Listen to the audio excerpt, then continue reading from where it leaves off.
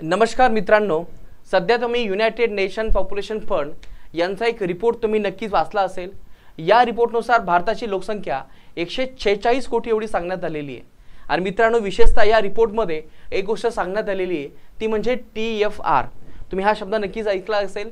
TFR चा अर्थ हा होतो टोटल फर्टिलिटी रेट, यालाच आपण इथे मराठीमध्ये प्रजनन दर असा म्हणतो। तर प्रजनन दर या शब्दाचा अर्थ हा होतो की 15 वर्षापासून तर 49 वर्षापर्यंत एखादी महिला किती बाळांना जन्म देते तो दर म्हणजेच TFR।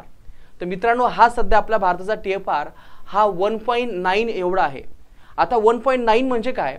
तर मित्रांनो, जगामध्ये जी काही लोकसंख्या आहे ती स्थिर राहावी यासाठी एक रिप्लेसमेंट लेवल सांगितलेला आहे आणि हा रिप्लेसमेंट लेवल आहे 2.1 TFR। परंतु भारताचा जो काही TFR आहे तो रिप्लेसमेंट लेवलपेक्षाही कमी आहे, तो आहे 1.9। म्हणजे भविष्यामध्ये भारताची लोकसंख्या ही कमी होऊ शकते। आज आपल्या देशाची लोकसंख्या 146 आहे, परंतु जवळपास 2070 पर्यंत ही लोकसंख्या वाढत जाणार आहे आणि तिथून पुढे ही लोकसंख्या कमी होणार आहे। तर नक्कीच TFRचं महत्त्व खूप जास्त आहे आपल्या देशामध्ये। महिला सक्षमीकरण आणि TFR याचा डायरेक्टली हा संबंध असतो। तर येणाऱ्या परीक्षेमध्ये आपल्याला TFR वरती नक्की प्रश्न असतो, नक्की पाठ ठेवा।